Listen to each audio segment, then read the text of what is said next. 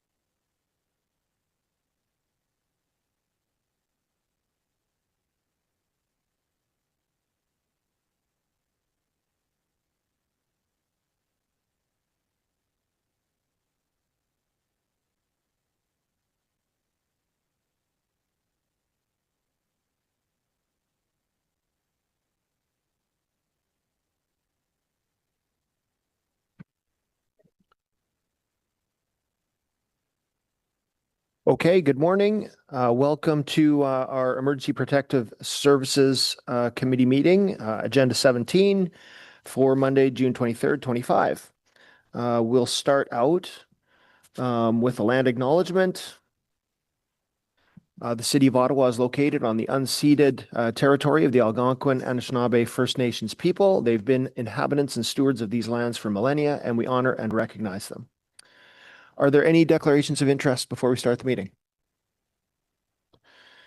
Hearing none, the confirmation of minutes from Thursday, April 17th, 2025. Are the minutes confirmed? Confirmed. Confirmed. Thank you. Response to an inquiry, 4.1, the parking bans and snow clearing. I do have some interest in this one, and I have heard some questions from some of my colleagues. So it would be my intent to hold this. We would need the 2/3 majority vote of all members to lift and discuss this item. Is this item carried for discussion? Carried. Lifted. Supported. Okay, so we will continue with this particular response to inquiry then. I'll just start out. The purpose of this, from my perspective, was to get a better appreciation of how we operate the parking ban process with bylaw during major snow events. And I know over the last winter, we saw one specific week where we had two major snow events. And I appreciate the response that we got back from that inquiry. I just wanted to take the time to ask a few questions, and I think a couple of my colleagues might have some as well. Before I get into the meat of my questions, though, I would just ask, is there any specific updates that bylaw wishes to raise to speak to this report at this time, or do you want to just move straight into questions? Thank you, Mr. Chair. I'm comfortable with moving to questions. Okay, thank you. Could you outline for committee the difference in how bylaw and road parking services deploy for snow clearing during or immediately after a snowstorm versus snow removal?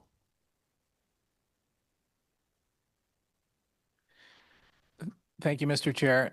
So for snow clearing operations, when a parking ban is called, our primary focus is on ticketing vehicles that are on the street. We understand that there are issues with vehicles that are abandoned on the street, and they typically get identified by both our parking control officers and as well as citizens and that are calling in complaints about vehicles that are obviously been sitting there for several days with a couple feet of snow on them or snow drift around the vehicle and obviously hadn't moved for a couple days post snow event. These vehicles we do follow up with after trying to get them towed. The issue that we run into is that the tow companies, sorry, the tow companies will not remove those vehicles until the snow is cleared around the vehicle because their concern is that they may damage the vehicle by pulling it through the snowdrift. So we have to rely on our friends in Public Works to assist with removing that snowdrift, which, as you know, post-snow event, significant snow event, they're busy doing snow removal operations for several weeks after. So it does have some impact on our ability to remove those vehicles in a quick manner. So we are working on a few things right now. So we are engaged with Quentin's team to see if we can have somebody assigned to help us with removing those abandoned vehicles. It helps with their operations as well. In the case where another significant snow event happens, a few days later, at least now we have that vehicle removed from the street. So we're working on that. Bylaws also working on an option of having our own contractor available to clear around a vehicle so that we can have a tow company come in and tow the vehicle and remove it from the street. Thank you for that. Councillor Desroches? Yeah, thank you, Chair, Vice Chair. It's a strange day to be talking about snow, given the weather outside, but I'm pleased to see this inquiry. I have communicated this in the past, the concern about just the synchronization and timing of when bylaw will ticket a suburban community during the overnight ban, parking ban. I don't understand why, there can't be just a better synchronization between when bylaw goes out and when the plow actually comes by. So can you comment on that, Mr. Chapman, how we can do that? It's basically kind of a two-car parade here. So how do we coordinate that? Thank you, Mr. Chair. Thanks, Councillor, for the question.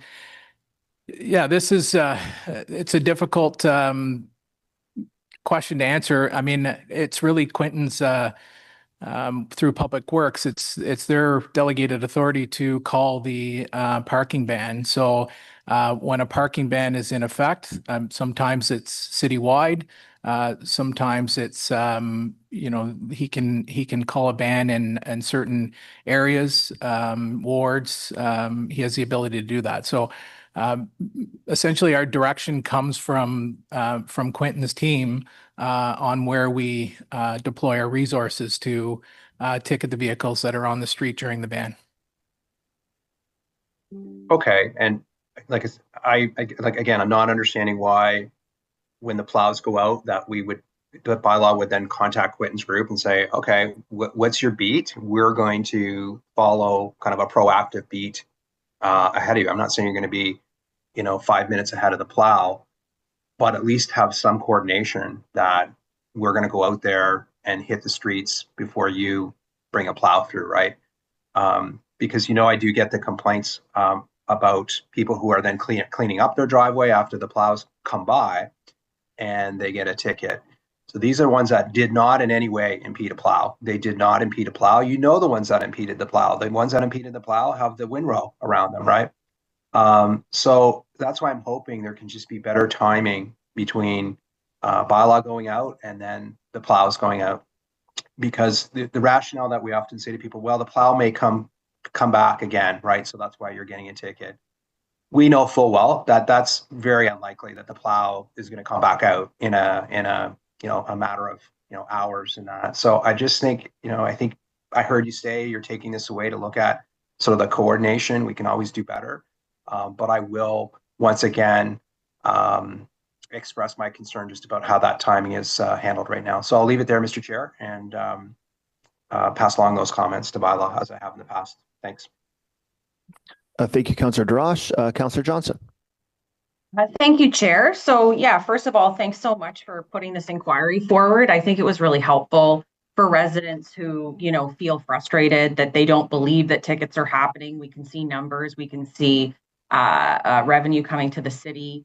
And it really describes the complexity of the different services working together in a major snow event. So I thought that was a really well-structured inquiry, and it helped me with my community and resident complaints that I'm getting. So thank you for that.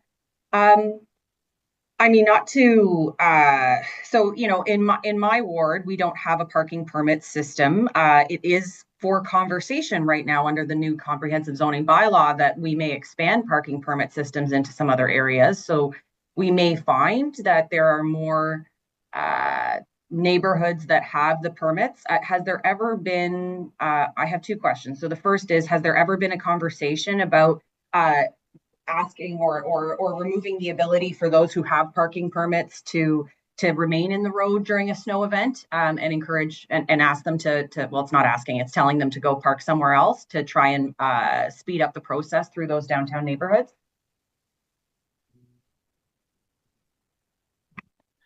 Mr. Chair, thank you, Councillor, for the question.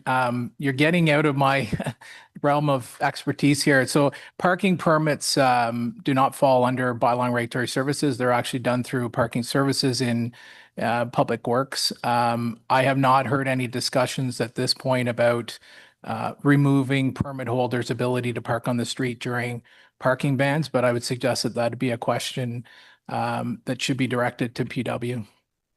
Okay, it may have been of interest to have that department on the call, but that's fine.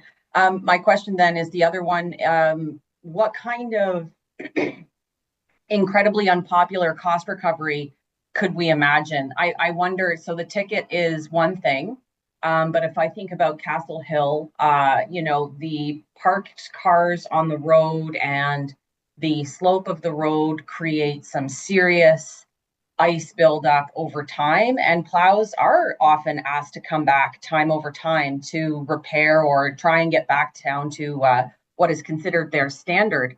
Have we ever thought about, you know, costing out the additional work that Public Works has to do when people are not complying with a parking ban, and trying to tack on some of those expenses to those that are not moving their cars when they need to?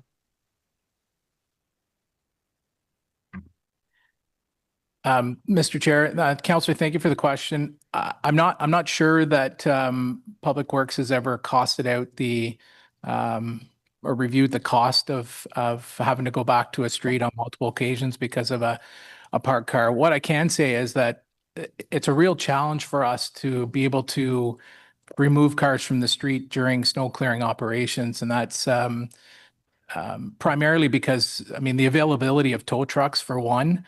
There is a lot of motor vehicle accidents that are occurring during snow events as well, so tow trucks are tied up on those operations. So the ability to get a tow truck would be difficult, but also the cost and the time it would take for an officer to facilitate a tow. It would take, you know, probably an hour to get a vehicle towed off the street. And then the tow truck that we do get has to impound the vehicle. So that's part of our contract with the tow companies, is that they have to impound the vehicle. So now they're making a trip to the east end of Ottawa to impound that vehicle. By the time they come back to the street to take another vehicle, round trip during a significant snow event, we're probably looking at least another hour. Yeah, without a doubt. I mean, the inquiry made that very plain that, you know, the towing solution has serious limitations when it comes to the implementation. I'm trying to think of how else we might communicate to residents what consequences there are for the city when they don't comply with a parking ban. It may be of interest to follow up with Public Works and see if there was a cost associated with multiple passes back. I mean, I'm sure it might not work for all streets. It would be probably pretty hard to determine, but I think each councillor could likely think of, you know, one particular area or a few streets that are not seeing compliance, and whether that gets charged back to the homeowner or charged back to the tenants or residents, I'm not sure, but I'll follow that up with Quentin. So thanks again for the opportunity to discuss this today. Thank you, Councillor Johnson. I just have a couple final questions as well. If a neighborhood is near a community center, or say an outdoor shopping mall or something like that, would it be feasible to look at the option of towing vehicles back to those larger lots as opposed to one centralized lot, or maybe even to roads that are already completed earlier in the snow clearing? Thank you, Mr. Chair, for the question. Once again, I mean, any towing during a significant snow event is going to be a challenge because the tow trucks simply aren't available to be able to do that type of operation. The other issue is our resources that are available. So our focus during a snow event parking ban is to ticket as many vehicles as possible on the street. And that's part of the messaging to residents, is that, you know, parking on the street during a parking ban like this does have significant impacts on the clearing operation. So truly what we're trying to do is support the clearing operations. And unfortunately, right now, our mechanism is through a parking ticket. We are exploring other options. We understand that there's concerns about vehicles that remain on the street for several days post a snow event. So we are looking at other options to increase our response or our ability to have that vehicle removed from the street. Thank you very much. I think it would be worth committee being aware of what type of resources you would need to operate, you know, a program that you're describing that you would be looking at, because certainly I think that's something that's worthy of debate perhaps this fall as we start getting into the budget discussions for 2026. I think that's it. Are there any other questions or comments on this? Seeing none, thank you very much, Roger and the bylaw team, for the report. Super informative, and I think it will evolve into some good policy going forward. Okay, moving to our next item, which is to do roll call. I'll ask the committee coordinator to do that, please.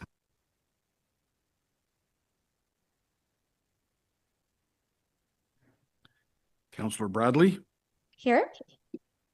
Councillor Desroches,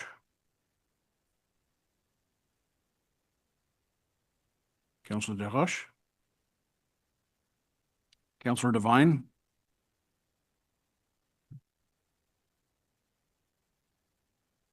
Councillor Devine, Councillor Dudas, I'm here. Also, Councillor Devine is here. I think he just wasn't able to get off mute for some reason. thank you. Councillor Hubley, Here. Councillor Johnson, Here. Councillor Kelly, Present.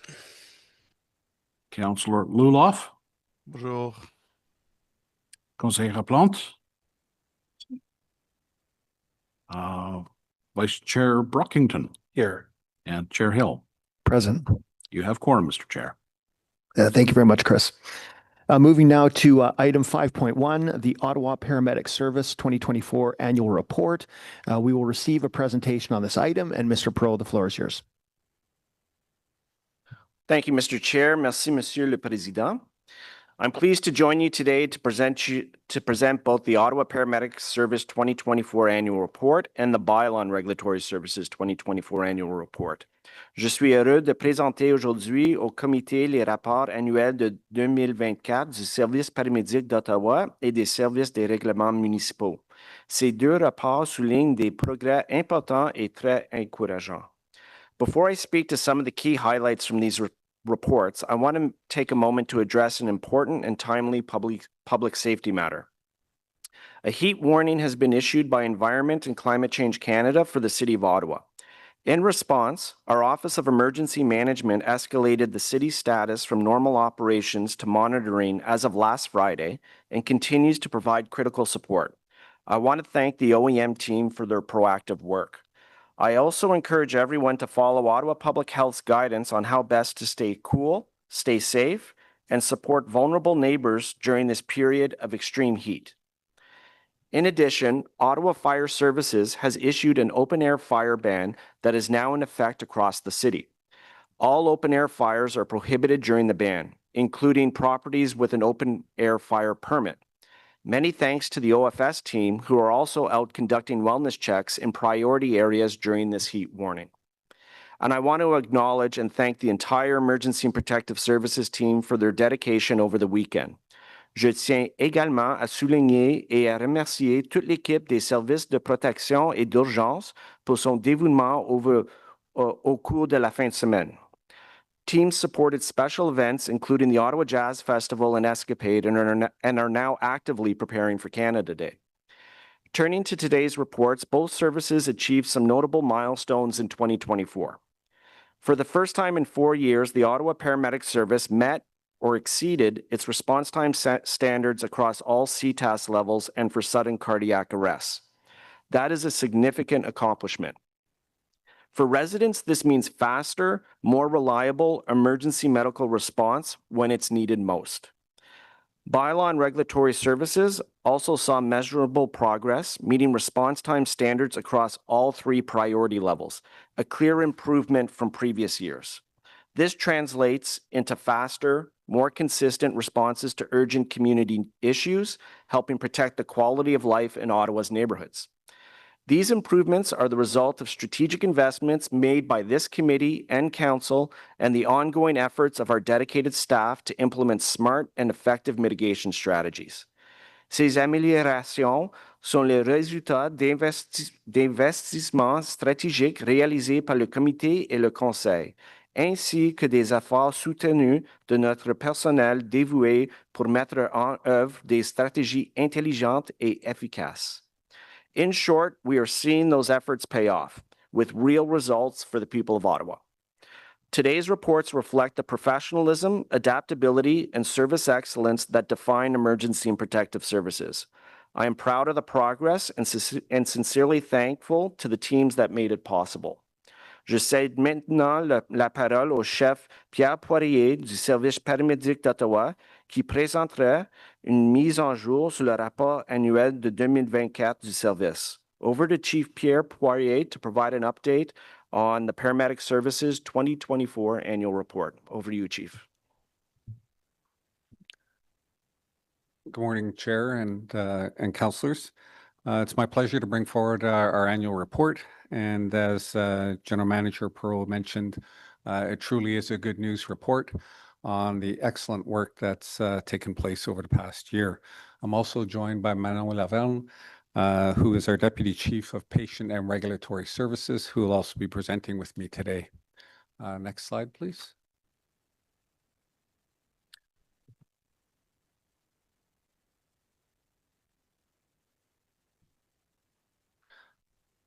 I'd truly like to celebrate all the great work by staff in the communication center, our logistics staff, support services, as well as the paramedics who work day to day, but also really to speak to the support that we've received from this committee and council. Nous voulons célébrer tous les efforts du personnel à l'échelle de nos services. Le centre de répartition, la logistique, les services de soutien, l'équipe administrative et les paramédics. Ils sont un groupe dévoué. Ce rapport présente l'excellent travail qu'ils réalisent. Next slide. Just as an overview, we are unique in the city in many respects. But of note, the service, the Ottawa Paramedic Service is 50% funded by the province and the city. Our dispatch center, the Central Ambulance Communication Center, is 100% funded by the government of Ontario, and we administer dispatch services for Eastern Ontario to the Quebec border, Cornwall, and down towards Winchester. Of note, our budget is approximately $60 million from the city and $80 million from the province. Next slide, please. It may seem strange that our incident volume has gone down. This is unique events to which we attend. And that is an objective for our service, is actually to reduce the number of calls that we have, number of incidents. It's an important indicator of our ability to provide service to our community. We've always recognized for several years that the best care that a patient can receive is not necessarily in the emergency department. So our objective here has been to reduce the number of calls and then also reduce the number of transports. So first and foremost, we were able to reduce by 4% the number of incidents to which we responded, which is absolutely a good news story. Next slide, please.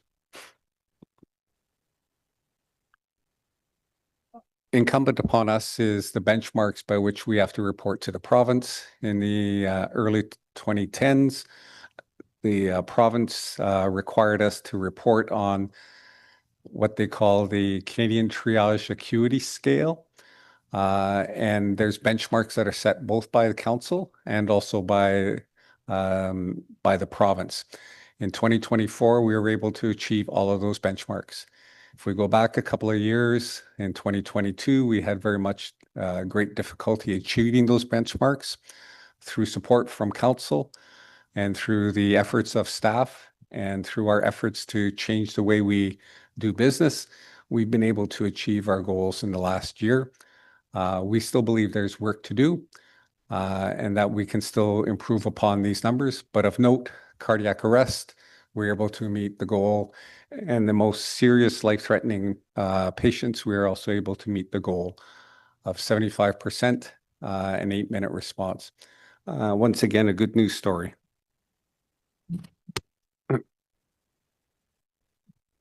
Excuse me. Another part of the story, next slide, please, is the communication center. Unfortunately, our benchmarks here are not as impressive, but what's happened is that last year in April of 2024, we implemented a new dispatch triage system, the medical priority dispatch system. And what it does is it asks much more detailed questions to a 911 caller. This takes time. And we understood that this would impact our performance because these metrics were based on an older system.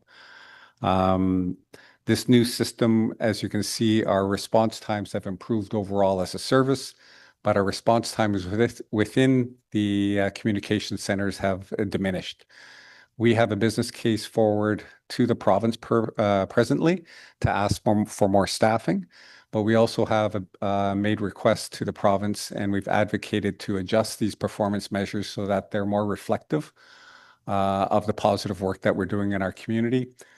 Our communication center, of those communication centers that have medical priority dispatch system in place, we're one of the best performing communication centers in the province.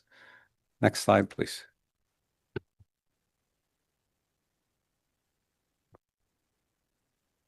Cameron Love, the CEO of the Ottawa Hospital, a few years ago mentioned that level 0 was a real public safety concern for not just the paramedic service, but also for healthcare in our community. You can see that we've had a significant decrease in the number of minutes that we're at level 0. It's been an incredible journey. 11,000 minutes is still too many. We've brought that down by almost 80%. We still have work to do. We're committed to getting that number to 0. And that really is our objective, is that there should never be a time when a paramedic is not available to respond to those in need in our community. Next slide, please. Mano.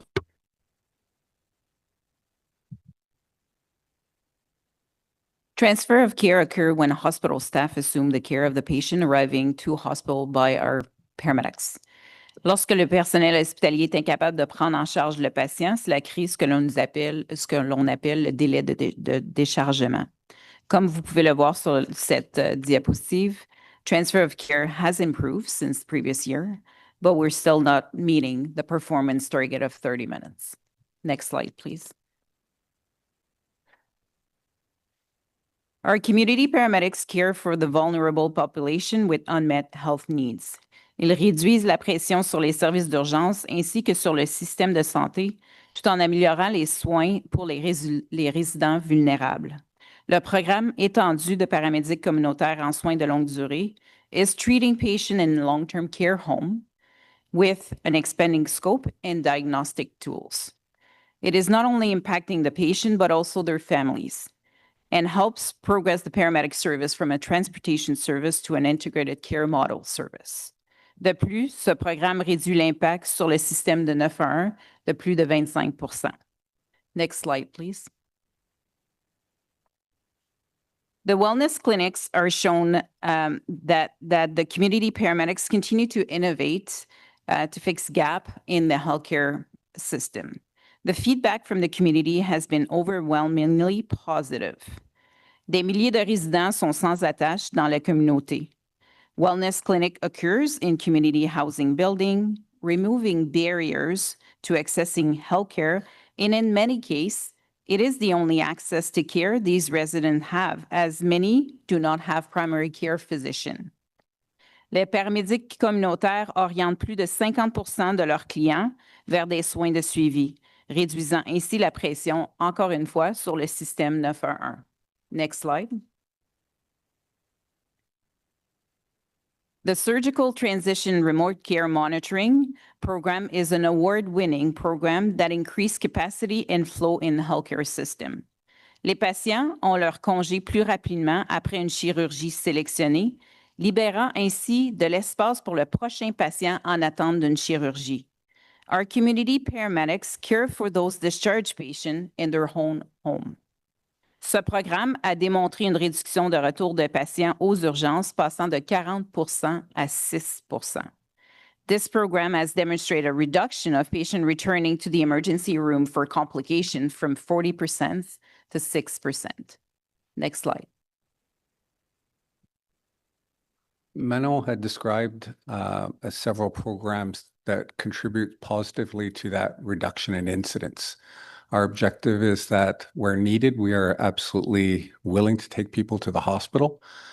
But where it's not required, we're looking for alternatives to provide that care in the community. And many of us know that the best place to receive care is in your own home or your own residence. We also have several other programs There's over 800 staff in the Ottawa Paramedic Service, 600 paramedics, 100 people in the communication center. And we have several unique services that we provide that are part of public safety, but also maintaining the healthcare in our community. The Paramedic Support Unit, last year they responded to or contributed to the safety of demonstrations in over 200 events last year, contributing positively to the safety of those events. And that's an important piece for our community. And often those individuals that we cared for at those events were not transported to hospital. Next slide, please. We also have a Marine unit. I think on over 70 events that they were in the water, in the waterways in our community, providing education, but also promoting safety on the waterways. We do this in concert and cooperation with the police service and with Ottawa Fire Services. It's about building community and supporting our community amongst the first responder community. Next slide, please. Paramedic Tactical Unit. Over 600 deployments last year. They're a regular part of our day, an important piece to the safety and security of our community. Just a small little anecdote, when King Charles was here recently, during the VIP event, when he was speaking, there was a medical emergency that took place. Our paramedics were on site. Paramedics of the tactical unit were there. They were able to provide care.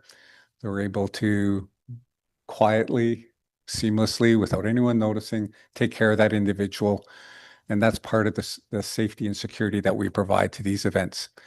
The tactical paramedics are highly trained individuals who are also work in concert with the Royal Canadian Mounted Police and with Ottawa Police Services. They're part of the safety of the police officers, of the respondents, but also providing that safety to our community. Next slide, please. The last group I'd like to mention is our bike unit. Often in large gatherings, the mobility of a vehicle is significantly limited, and we have a paramedic on a bike unit. Of note, Tamarack Weekend, 9 Run Run, Canada Day, you'll see several paramedics on bicycles. They're able to provide the suite of care that we're able to provide in the community. It's an important addition to our service to the community, once again, to provide safety and to provide that care when and where it's needed. Last slide, please. And in sum, j'aimerais souligner la contribution de tout le personnel de notre service et qu'on contribue à la bien-être à la communauté. That all the individuals in our service contribute to the health of our community. We're proud to serve our community. And I hope, and this report reflects the good work of all of those individuals, and of particular note, the support that we've received both from this committee and from council. Merci. Thank you very much, Chief, and thanks for all the good work that led to the positive news in this report. I believe at this time, Councillor Kelly has a motion that he wishes to introduce. Thank you very much, Mr. Chair. Whereas the Ottawa Paramedic Service has demonstrated measurable improvements in performance supported by Council's investments in hiring additional paramedics, purchasing new vehicles, and implementing a new dispatch system, and whereas Ottawa's aging and growing population combined with persistent pressures on the healthcare system has resulted in increasing demand for service, and whereas the service has achieved a significant reduction in level 0 occurrences, periods where no ambulances are available for dispatch, along with improved response times for the most critical patients. And whereas the Ottawa's vast geography encompassing over 2,800 square kilometers, of which more than 80% is rural, creates unique service delivery challenges, including longer travel distances and lower call volumes in rural areas. And whereas timely offloading of patients at hospitals enables faster ambulance turnaround and better coverage across all areas, particularly rural communities where paramedics are frequently redeployed to urban hospitals and become unavailable during offload delays. And whereas the implementation of a new medical priority dispatch system at the Central Ambulance Communication Center in 2024 has enhanced the service's ability to triage and prioritize urgent calls. And whereas the service continues to demonstrate innovation by deploying specialized mental health response teams and expanding community paramedicine programs to address non-urgent care needs and reduce pressure on emergency resources.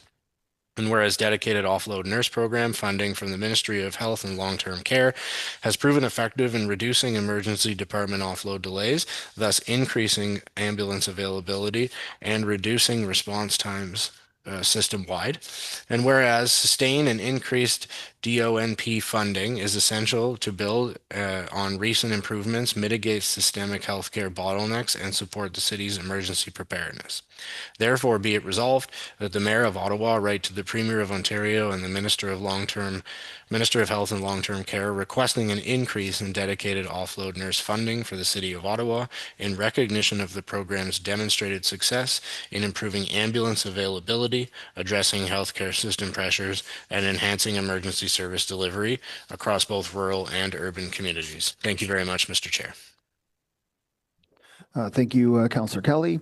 There are no speakers registered. We do have written correspondence that was received from Ms. Nancy Edwards.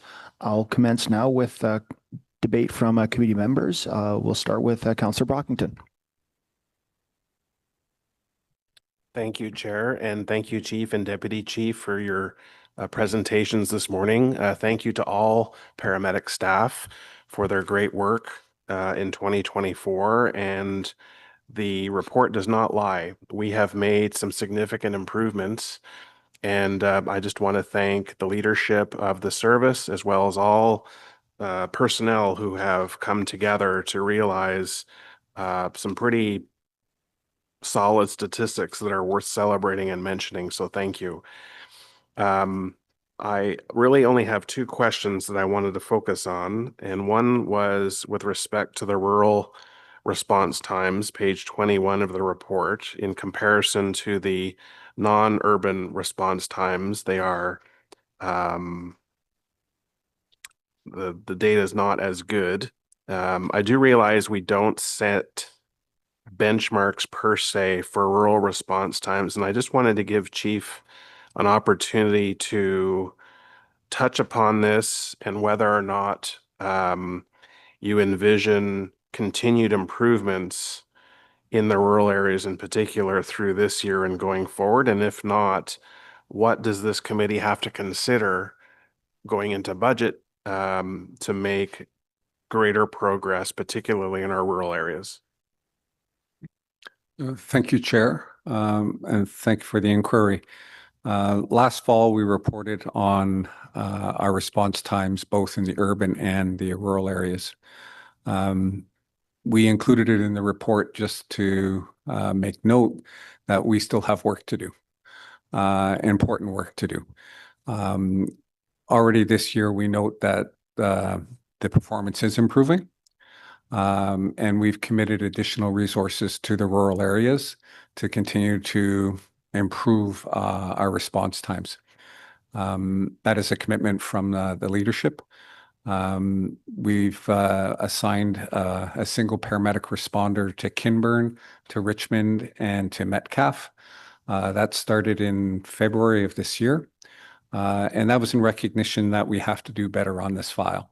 So with the ongoing investments that we've received from committee and council, we expect to be able to report on improving these kind of benchmarks.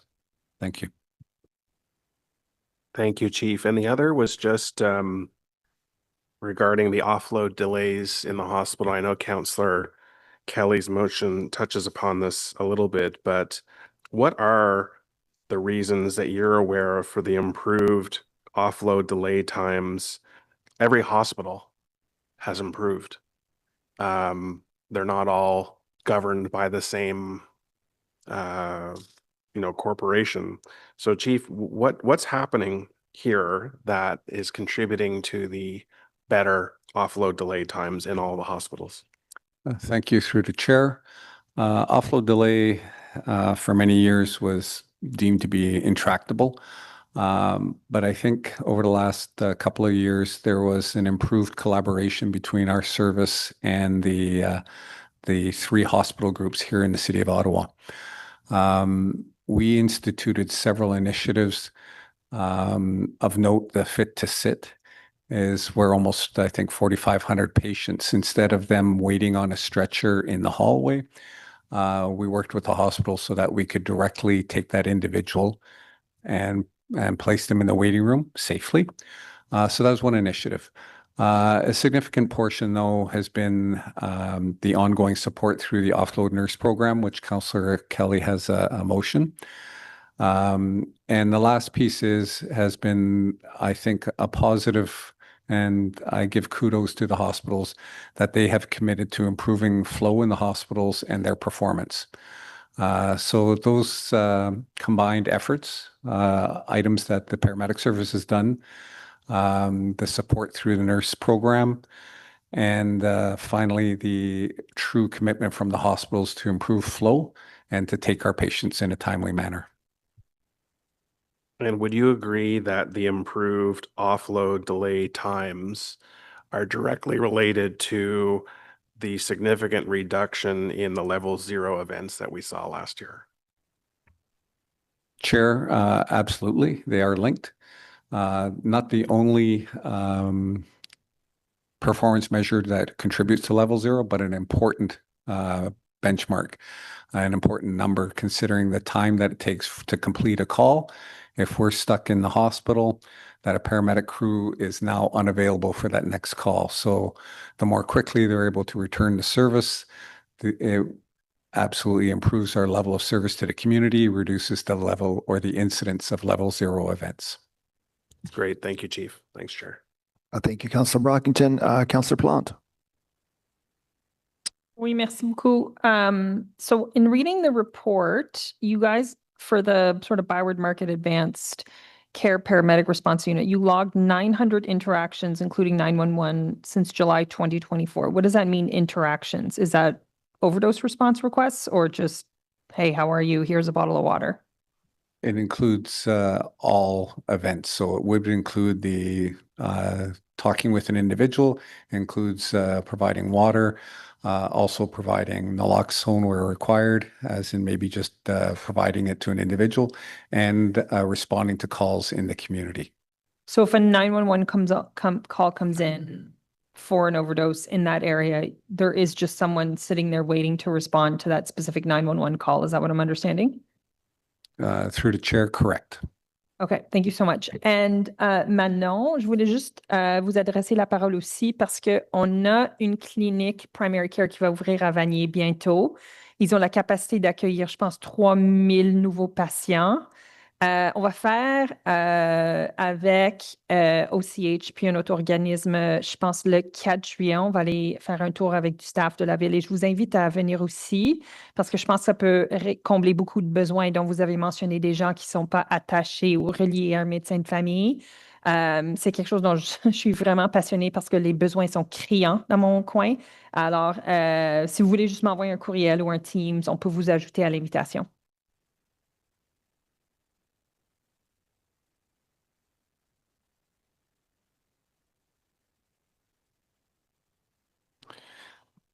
Thank you, Councillor Plante.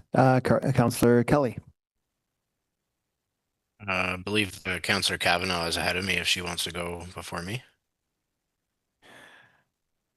That's all right. We'll start with committee members and then Councillor Kavanaugh. Sounds good. Thank you, Mr. Chair. First of all, thank you to Mr. Pro and Mr. Poirier for your dedicated work on this file. I know it's been a tough one, and it's certainly been an important one for me, and I know for you guys as well. And so seeing the improvements here is fantastic. And I know that when we sat down, I guess it was about this time last year, and over the following months to discuss rural response times based on the reporting that came out last year, we discussed the fact that or the idea that perhaps when it comes to response times and that prescribed amount of time for the different levels of emergency, that maybe what is appropriate in an urban or a suburban area may not be an appropriate response time or a realistic response time in a rural area. And so I thought that was a very valid point, but that's kind of where our conversation stopped on that, was just the recognition that perhaps those two numbers don't need to be the same.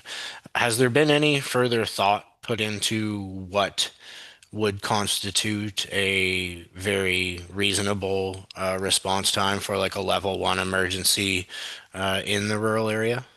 Or has there been any analysis done on other rural areas in Ontario on what they feel are the goals in terms of response time? Thank you for the question. Through the chair. There are various communities across the province that have established unique response time measures for their community. And our committee and council has the ability to revisit those. And that is something that we do envision. In particularly since the addition of the new dispatch software and medical priority dispatch system, that I think it does behoove us to look once again at our response time measures, and also to consider what would be reasonable response time measures for our rural communities. Absolutely willing to undertake that work. We've already started discussions internally on how we could do that. We do have the capacity to look at our response times distinctly, as we did last fall. So I think it is important for us to have that discussion and to continue the discussion in a positive way. The last piece on that issue is that we have taken a look at other communities, Renfrew, Lanark, Prescott Russell, our neighboring communities, and SDNG, and looked at their response time measures. And I think there's a good discussion that could be had about how we can look at this in a very positive light. So thank you for the question. Thank you very much for the answer. And that's my final question. And I just want to, or my only question, I just want to once again thank everyone involved who's dedicated time into improving these response times across the city, and in particular for me in rural areas. Many of you will know that one of the driving forces for me to put my name on the ballot and run for city council was to affect some change in this regard. And it's obvious that good work has gone into this, that improvements have been made, and that's not just data. I look out the window of the office that I'm in and regularly see an ambulance leaving from this central location in Ward 5. Not only that, I see sometimes paramedic vehicles and an ambulance sitting there at the same time. So the data, it's not just data that shows that, it's also real observations from rural residents, and for sure I can tell you that we've seen improvements out here. So I would urge everyone to support this motion that staff did wonderful work on, basically just allowed me to move it, so thank you. And we can continue that amazing progress that we've made, but there is still work to do, and I believe this motion will help us improve that. So thank you very much for your work on this. Thank you, Mr. Chair. Thank you, Councillor Kelly. Councillor Kavanaugh. Thank you.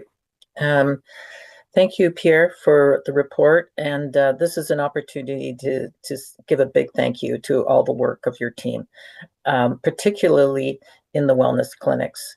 I just want to say what a success they are and how important they are, especially in the Ottawa community housing buildings. We're really seeing a difference, particularly because primary care is not available for many of these residents, and this is filling a big gap just to have some basics done. So I want to know if we're asking for more funding. Maybe this is a general question for our city manager, but if we're looking at asking for more funding until the whole scene improves to get more primary care, we don't have enough doctors out there, and our paramedics are filling a big gap. And by the way, the clinics also at places like the Carlingwood Library have been a huge success. And I want to thank the team so much for all their work. But are we putting in more requests to fund these programs? Through the chair, thank you, Councillor. The reason that we included this in our presentation was really to highlight exactly what you're speaking about, Councillor. That the clinics are an important piece to support our community with a recognition that primary care is insufficient in our community. And we believe we can fill the gap. Specifically to your inquiry regarding money, we received somewhere in the neighborhood of $5 million for our community paramedic programs. Those are principally on a grant basis, a year-to-year basis. We expect that some of those grants will turn into program funding. The ministry has been very supportive, and we have a high expectation that will occur for some of those programs this year. Lastly, with respect to community housing, we're in discussion with Ottawa Community Housing to expand programs, particularly of note in the MacArthur area, but also to look at other programs that in support of where we can be of benefit to our community. So more recently, I think Councillor Plante mentioned a program on Montreal Road that is led by nurse practitioners. We're excited to be part of that because we believe that we can also contribute to the health and to the safety of our community. Thank you, Mr. Chair. Thank you. And I also appreciate the partnership with the Community Health Center. In my case, it's Pinecrest Queensway.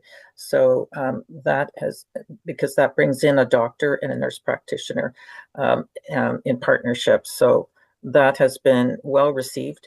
And this is particularly important for older adults and in buildings that are identified as naturally occurring retirement communities. That's been very helpful, but also just in the broader communities. So again, thank you very much. This is funding that we should all be making sure that continues. And I'm glad to hear that they're looking at it, changing it from a grant to actually a program. It's to their benefit. They actually save money. We know that. We know that they'll save money by not having people at the emergency ward. It's good on every level. Thank you. Thank you, Councillor Kavanagh. So I see no other hands up for questions. With regard to the Kelly motion, is this carried? Carried. Carried. Carried. Thank you very much. And the report recommendation that the Emergency Preparedness and Protective Services Committee recommend Council receive this report for information. Is this carried? Carried. Carried. Carried. Thank you. We move now to item 5.2, the Bylaw and Regulatory Services 2024 Annual Report. We will also receive a presentation on this item. Mr. Pro. Thank you very much, Chair. So I'll just wait for my colleagues from Bylaw to join me here at the table. But as I mentioned in my earlier comments, the highlight for Bylaw's 2024 annual report is, we're meeting our service standards across the three priority levels. So just a reminder in bylaws, there are three priority levels. Priority 1 is the highest or most urgent type of call. And then we have priority 2 and priority 3s. In 2023, we fell just short of meeting our priority 3 calls, but in 2024, we're now meeting those priority 3 calls. And in the 2025 budget, there was also some key investments that council approved. So we're hopefully going to build on the momentum of our 2024 results into this year as well. So I'll hand it over to Director Chapman next to me. And we also have Jake Gravel joining us this morning as well. And he's our Associate Director for Bylaw and Regulatory Services. So over to you, Roger. Thank you, Ryan. I'd like to start with first thanking committee for the opportunity to present our 2024 annual report. I'd also like to introduce a couple of our executive team members. I know there's some new faces on our team, so I thought this would be a good opportunity to do some introductions. So as Ryan mentioned, I have Jake Gravel to my left is the Associate Director. We have Tanya McCumber, who's Program Manager of Licensing. We have Kayla Woods, who's a Program Manager of Bylaw Enforcement. Mirka Karami, Program Manager of Automated Speed Enforcement. We have Miriam Smith, who's the Program Manager of Property Standards and Zoning. We have Michael Lalonde, who's Program Manager of Parking. Christine Hartig, Program Manager of Operational Support. We have Alison Stewart, who's the Issues Management Specialist. And we have Jonathan Walden, also with us here today, who's our Public Information Officer. Before we get started, I'd also like to take the opportunity to thank Jenna Smith and Natasha Kavanaugh in the GM's office for their assistance and help in the development of this report. Next slide, please. Bylaw and Regulatory Services is comprised of 222 full-time equivalents and is responsible for the enforcement and administration of more than 50 municipal bylaws as well as provincial acts within the boundaries of the City of Ottawa. BLRS operates 144 hours per week on a near 24-hour service model and strives to provide a level of service that meets the expectations of residents and visitors to Ottawa. On an annual basis, BLRS handles approximately 100,000 service requests. In addition to its normal day-to-day operations, BLRS provides enforcement support to its city partners, which includes Infrastructure and Water Services Department, Recreation, Culture, and Facility Services Department, Office of Emergency Management, and Ottawa Public Health, just to mention a few. Next slide, please. Bylaw and Regulatory Services is organized into 5 branches and the Director's Office. The 5 branches are Bylaw Enforcement Services Branch, Licensing Administration and Enforcement Branch, Operational Support and Regulatory Services Branch, Parking Enforcement and Logistics Branch, and Automated Enforcement Services Branch. Jake. Let's start with next slide, please. Next slide.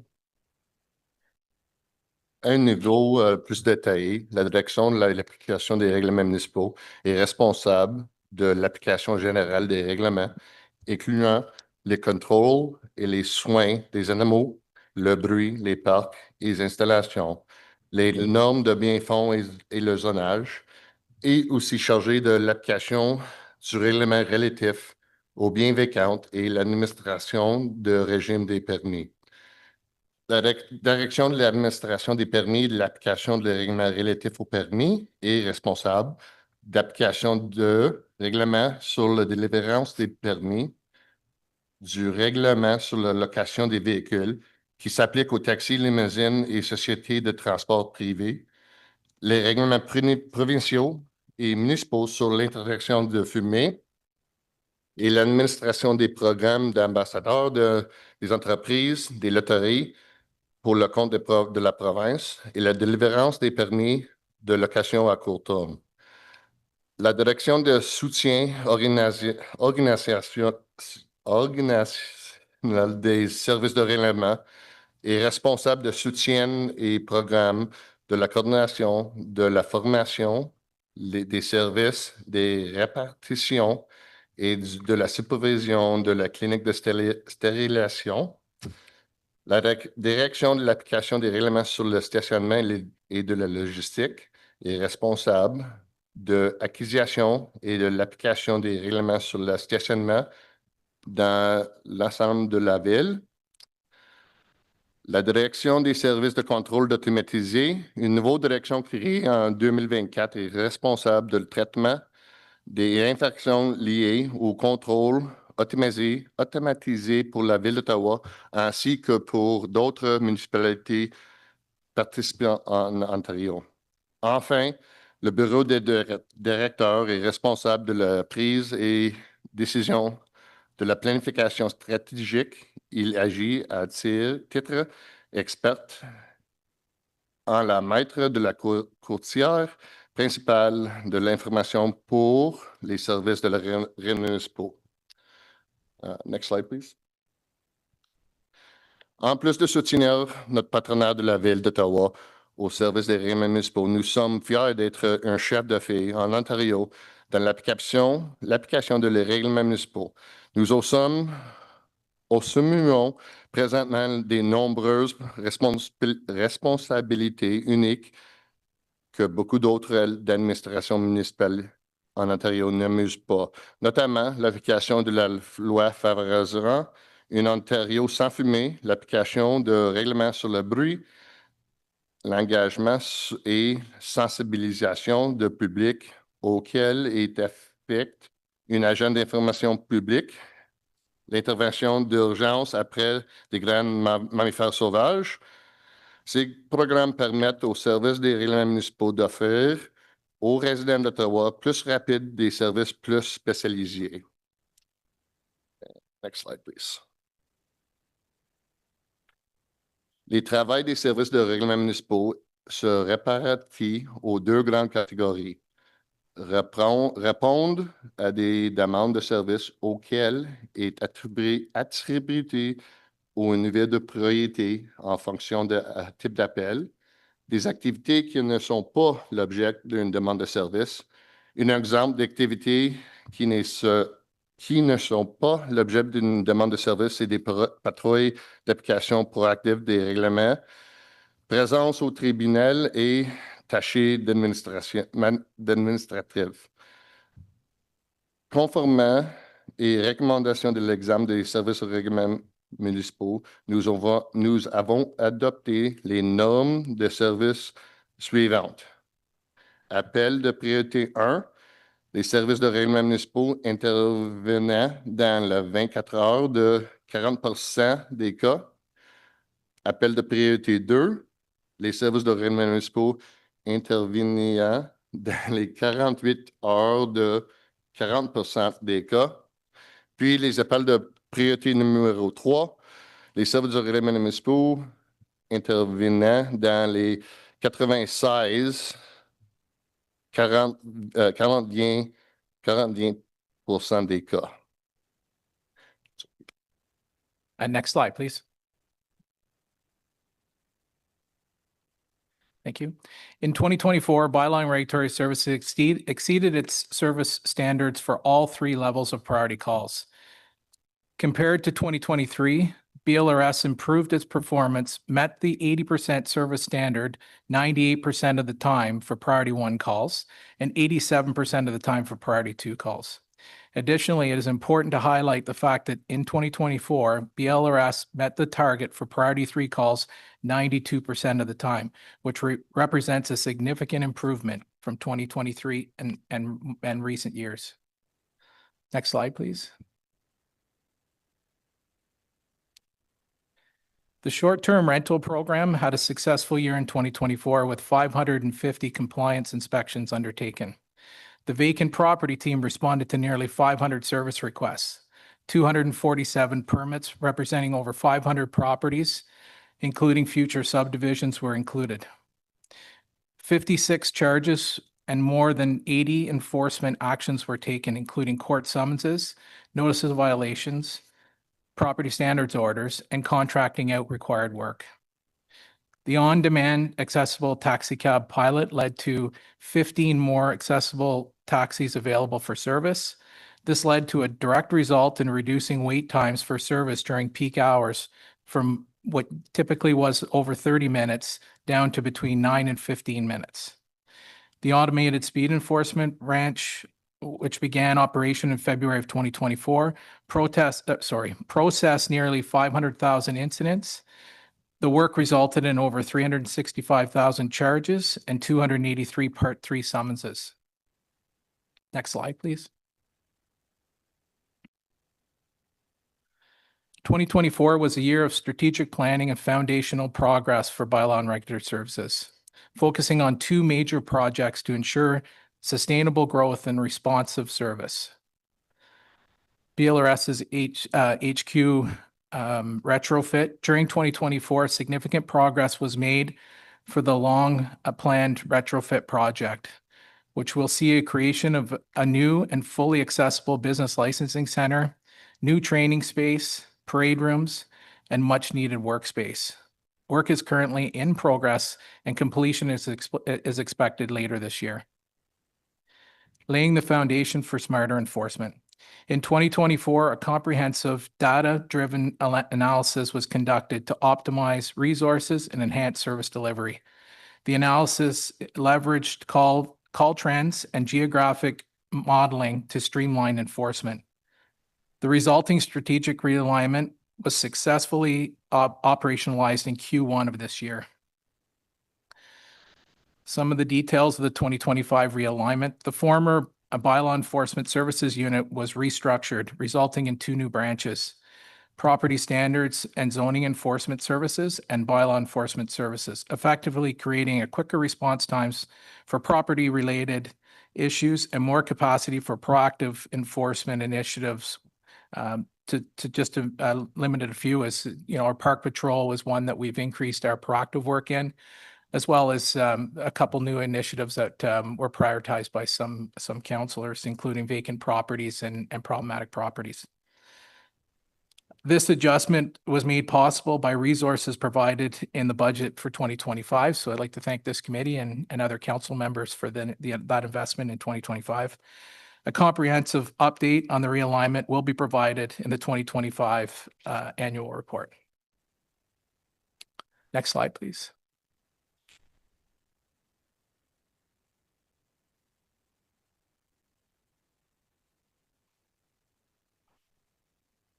Should have one more slide. No. Okay, sorry. All right. Through careful planning and targeted improvements made in 2024, BLRS has laid a strong foundation for the future. The HQ retrofit will provide the necessary infrastructure to meet our growing needs, while the data-driven enforcement realignment is anticipated to ensure smarter, more efficient service delivery. These initiatives position BLRS for long-term success, supporting both operational excellence and sustainable expansion into 2025. Thank you. Thank you very much, Mr. Chapman. I believe that Councillor Brockington has a motion that he wishes to introduce at this time. Thank you, Chair. Yes, I do, and I'm very proud and happy to move this motion in line with the annual report that we've just received. And this is to establish a Bylaw and Regulatory Services Appreciation Day, whereas Bylaw and Regulatory Services staff play a vital role in maintaining quality of life for residents across our city. And whereas Bylaw and Regulatory Service serves residents, businesses, and visitors through education, administration, and enforcement of regulations that address public health and safety, nuisance control, and consumer protection. Whereas Bylaw and Regulatory Services contributes to the orderly functioning of our city through the enforcement of local regulations related to noise, property standards, animal care and control, parking, business licensing, public spaces, and much more. Whereas Bylaw and Regulatory Service supports public safety and quality of life alongside other essential services, often responding to urgent matters and collaborating with police, fire, paramedics, and emergency management personnel.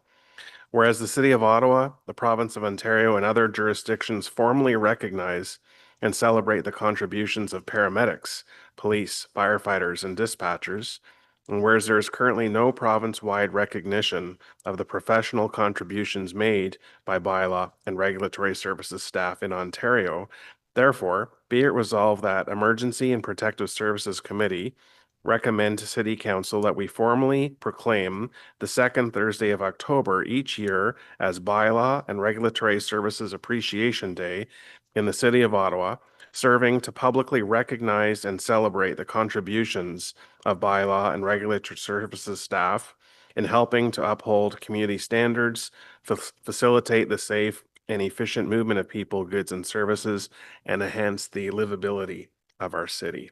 Thank you, Chair.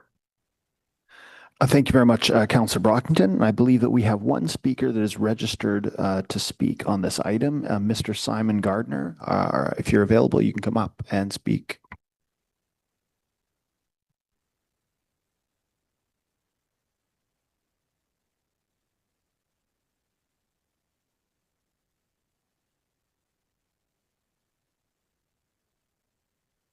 You can simply depress the button there. Yes, you have 5 minutes. Thank you. Okay. Thank you very much. Very nice to be here. I didn't come to complain about anything. In fact, in the spirit of Councillor Brockington's motion, I have actually some accolades to dispense to bylaw and the Ottawa Police, actually. However, I do want to get something on the record regards the short-term rental bylaw. And I'm doing this simply to get it on the record because I think I'm aware that, you know, there are corporate interests that may try to change, you know, laws in the future.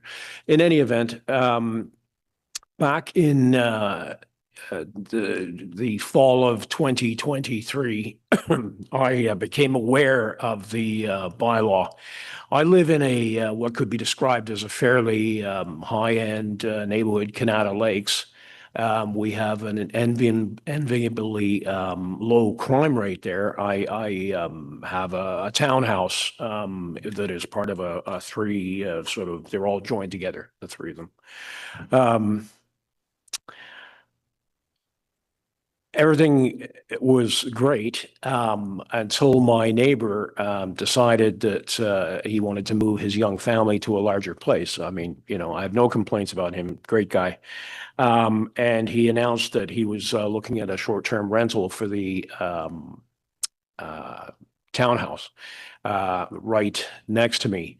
Again, Airbnbs were not on my radar. I have stayed in them for a while, but he, you know, it was not an issue. And, you know, in a couple of weeks, the townhouse welcomed its first tenants who happened to be a criminal break-and-enter gang from Toronto that were plaguing the neighborhoods in Barrhaven by smash and grab break-ins. The Ottawa Police put out a news release with a picture of the vehicle the suspects were driving. I didn't know any of this at the time, obviously. All I knew is that there was three men who did not appear to be a family of any sort, who were smoking a lot of marijuana on the balcony. No big deal, I suppose. I actually decided to welcome them to the neighborhood. When I went out to do that, I noticed they were trying to put that black full-size pickup truck into a very small garage, which we have in that complex. There was no snow on the ground, so I thought that was a bit suspicious.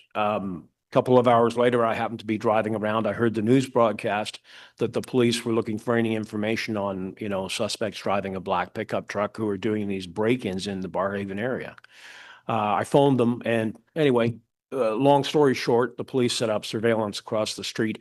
They missed them by about half an hour, apparently, because my welcoming these guys to the neighborhood, I did shake one of their hands, and they refused to look at me, right? It was, you know, very suspicious. They'd fled in the middle of the night, but the police were able to get camera footage and notice you know, that it was the truck they were looking for. I don't know what the outcome of that has been.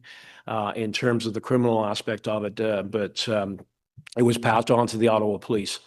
I have nothing but praise for the way the Ottawa Police conducted themselves. They swept into action as fast as possible and kept me informed of the whole thing and let me know that, you know, they really appreciated the consumer tip.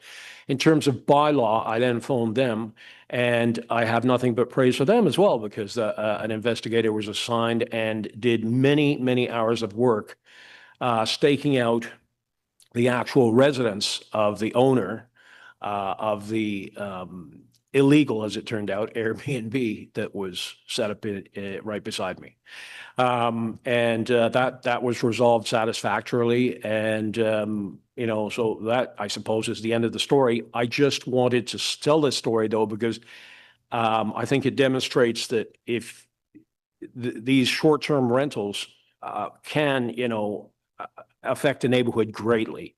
And the very first tenants that showed up in this one turned out to be, like I said, a gang that was doing serious damage to people in the Barrhaven area and other areas.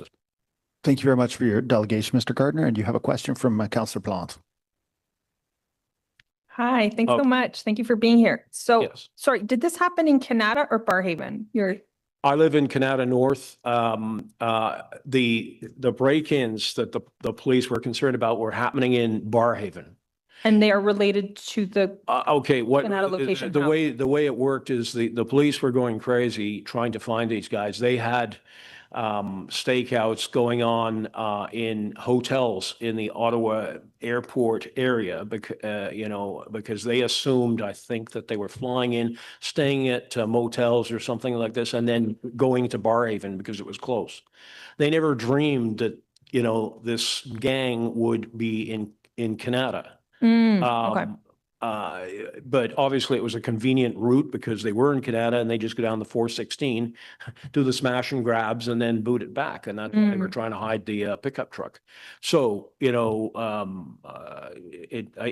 was another good thing because it gave the police something to think about because they'd spent a lot of person hours staking out, like I say, motels in and around the Barrhaven area, airport area, which obviously was nowhere near. Again, a good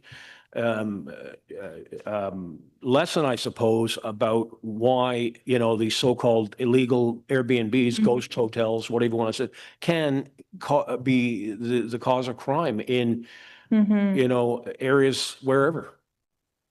Yeah. Okay. So just a bit of a primer. So, as you know, I have a lot of interesting things happening in Rideau Vanier all the time. So my understanding from speaking with law enforcement and OPP and police, et cetera, is that in the suburbs is where a lot of the stash houses are. And then they sell mainly, not always, but often downtown. And then they re-up in the suburbs where, again, a lot of the stash houses are. So Stash houses? yeah, that's like their place where a lot of the drugs are dropped Yeah, off and okay. they kind of, sometimes they're Canada, Barrhaven, wherever. So I actually agree with you with your concerns about the Airbnbs. They're supposed to be licensed. We actually have a situation in my ward right now where legitimate remember old school bed and breakfasts are being conflated with Airbnbs. And anyway, it's a whole situation. So I would encourage you also, there was a really wonderful article in the Globe and Mail this weekend about Airbnbs in major cities across Europe and United States and some of the efforts they're trying to do either to ban them completely or stricter regulations on them because they are being used as fronts for money laundering and all kinds of interesting things, which we obviously don't want to import here in our nation's capital. We want, it to be, it's to be a legitimate business and not a way for people to hide crimes and money related to crime. So if ever you want to reach out about this issue, I have a lot of Airbnbs in my ward, British Columbia. If I'm not mistaken, Valérie, correct me if I'm wrong, they're going to be banning them, right? Outright, if I'm not mistaken? Mr. Chair, I have to admit, Councillor, I was not aware of that, but it's certainly something we can look into. Yeah, I have to look it up, but I believe it was a promise either by the EB government in their recent provincial election, but they are looking into it. And every time an Airbnb is sold back to the community, that's another housing unit, right? So it's a way to help with our housing crisis when we do that. So happy to reach out and chat with you anytime and we can do a bit of a deeper dive. But I did want to thank you for your vigilance about this and being a good neighbor because we need more good neighbors out there. Thank you. Yeah, one additional thing I might want to mention is the neighbor, again, who owns the place. I'm a friend of his, actually. He was somehow convinced by another person that there was a loophole in the bylaw that if he kept an office in the Airbnb that he was renting out, that somehow would qualify as a principal residence. Now, I don't know, but what I have heard from talking to other people, including bylaw people, is that the rules need to be tightened up to make things clear and prevent things. But I would encourage the committee to look at that for sure. But like I said, I do think bylaw is a very diligent job on this file at least, and the Ottawa Police as well. Yeah, and just remember too, we are subject to a lot of the laws that the province puts in place. So we can, do a lot, try and regulate Airbnbs as much as we want, but if the province sort of comes in with a hammer and says, nope, short-term rentals are allowed across the province, have your say. I believe that's probably why the EB government is stepping in on them. There's not much we can do. So I would also encourage you to advocate to your provincial MPP as well, because this is something the province can put forward a bill tomorrow and make it, province-wide. So please do reach out. I'd love to have a deeper chat with you about this. Well, anyway, I'm glad Ottawa has this bylaw, and I just wanted to, like I say, relate this story to drive home the point that, if what can happen. Thank you, Mr. Gardner, for your delegation. I don't see any other hands up at this time, and I appreciate your being a good neighbor and informing us of the issues with the short-term rental bylaw. Thank you. We'll now move to debate on the presentation. Is there anybody that has any questions on the report that was submitted or the motion from Councillor Brockington? Councillor Johnson. Yeah. Big thanks to bylaw. I say this every year. You're both the most popular and the least popular department of the city of Ottawa, and you guys do a tremendous job. What things I've seen this year, a couple examples that have meant a lot to me is trying to support someone who is trying to provide a licensed short-term rental, work with building code and other requirements to get their house fit up. And I just wanted to say that I do see bylaw working with people who are trying to support, the rules that we have in place. I do think you use your discretion thoughtfully, and you're trying to help people to understand the rules. It is punitive only when it must be. I see it being a very supportive department. And so for those reasons, certainly I'll be supporting the Brockington motion. I think that you guys do a tremendous amount to contribute to the quality of life of residents, creating some predictability and harmony amongst folks. I'm always impressed with your professionalism and your patience. And as we work through many of those short-term rentals, vacant properties, and so on. So I just wanted to offer my real gratitude over the last year for your support for College Ward. I just wanted an opportunity for you to talk about dogs because, there was a lot of mention of dogs in this report. And certainly, interestingly, when we were discussing whether or not we were going to move around the work plan for bylaw moving forward, I had councillors, offside with me saying, what we really haven't done that my neighbors are clamoring for us to do is something around dogs, because we are seeing pressure, whether that be with aggressive dog behavior or leashed behavior. So what's up with dogs? What are we doing about dogs? How are we going to make it so that, we're starting to create some of that predictability and accountability with dog ownership? Mr. Chair, Councillor, thank you for the question. Yes, dogs continues to be a major part of what bylaw and regulatory services is involved in on a daily basis. I mean, I think I said before that we had, 6 days last year where we didn't have a dog bite. So dog bites are up significantly again in 2024. I hate to blame things on the pandemic, but I think the reality is that many people acquired new pets during the pandemic.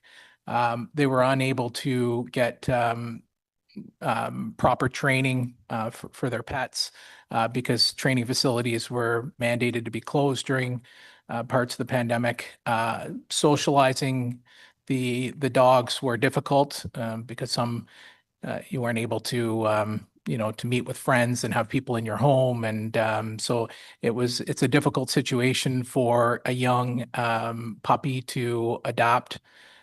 So I think we're just seeing some of those issues that are raising now are because of the lack of socializing their animal and lack of training and the early development of that pet. So Yes, we continue to do what we can through education. We have our pretty robust summer student program where you'll see our summer students in the parks on a regular basis. Again, it's not all about enforcement. It's, most of what the summer students are doing is about public education.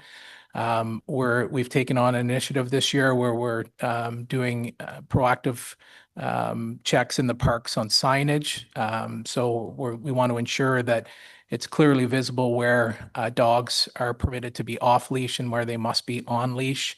Again, trying to improve some of these or reduce the negative interaction between animals that aren't necessarily well behaved and human beings that are trying to walk through the park. So there is some signage improvement that's been done, education through our social media outlets as well, but also the officers. So anytime we get complaints, we're using that opportunity to try and educate pet owners that training is an opportunity to improve your pet's behavior, but also socializing that animals as much as you can. Thank you. And I see my colleagues are on, so I'll just ask a question pertinent to College Ward. Could you tell us a little bit about the work over the last year that your department has been doing on working to regulate either illegal rooming houses or overoccupied houses? Have you been seeing any trends there? And how do you work with building code services, especially for those units that you might not have access to? I get concerned that, we don't want to be able to just get into people's homes, but also we've seen some very unsafe and sometimes illegal activity in College Ward when it comes to, well, I won't describe them here, but a real abuse of the building code. And could you just give us some comments over the last year with that? Mr. Chair, Councillor, thank you for the question. So because of, the investment that council's made in bylaw and regulatory services over the last several years, we were able to have a dedicated rooming house response team. So it's a small but very mighty team. So we only have 2 members there, but it's, part of their mandate is to not only inspect the rooming houses that we have licensed on an annual basis to ensure compliance before licensing renewal happens. We make sure that everything is up to date, insurance, and also includes an inspection of the premises to make sure that all property standards and other bylaws are that everything's in order. In addition to that, obviously we get lots of complaints about illegal rooming houses. Many of those result in the fact that it's not actually operating as a rooming house. It's operating as shared accommodation. I mean, we were all students at one time, and students tend to live together and shared accommodation. And there are bylaw issues sometimes around those student housing, but it's not necessarily operating as a rooming house. There are some challenges in getting access to rooming houses.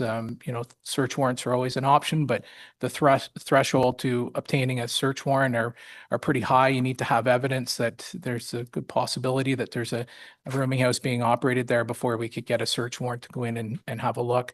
But we have other enforcement mechanisms that we can use, investigation skills that we have that we can determine whether it's actually a rooming house. When we do get access, things that we're looking for, I've said this before at committee, but things in rooming house, often see, people don't leave toiletries behind. You don't see shampoo in the shower. You don't see towels hanging on the wall.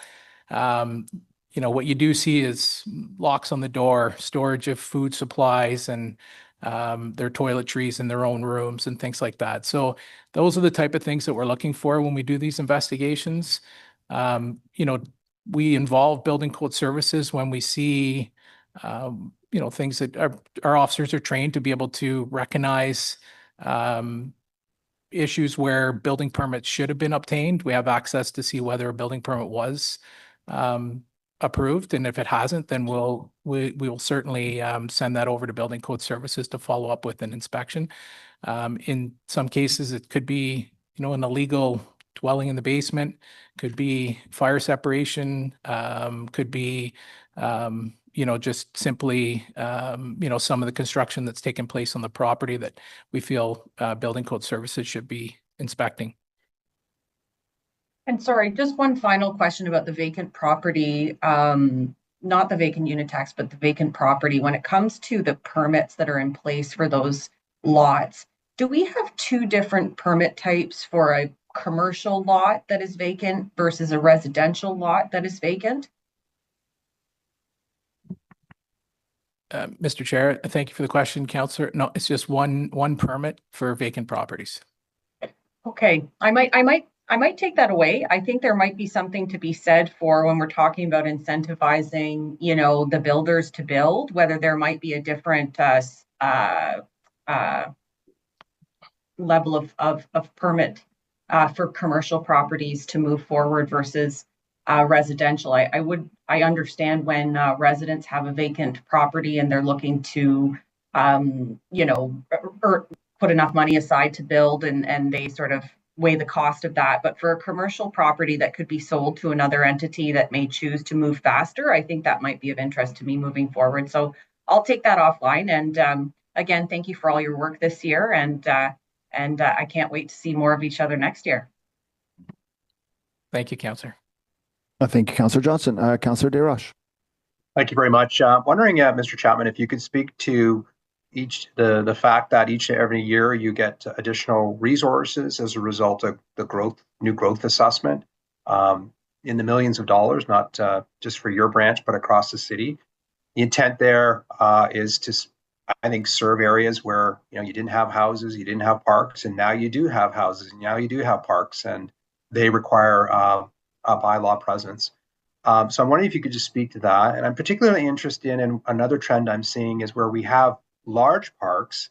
Over the course of just a couple of years, you see much more activity in these destination parks. So, for example, Claudette King Park in my constituency has been there for some 20 years, and it is extremely busy each day of the week, and particularly busy on the weekends because it's very much a destination park, and the population has grown significantly in the south of the city.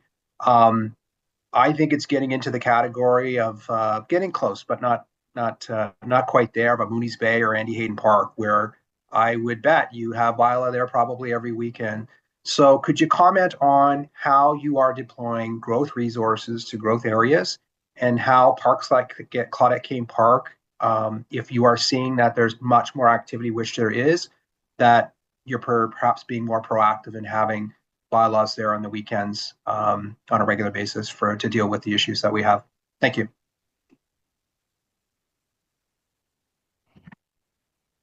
Mr. Chair, thank you, Councillor, for the question.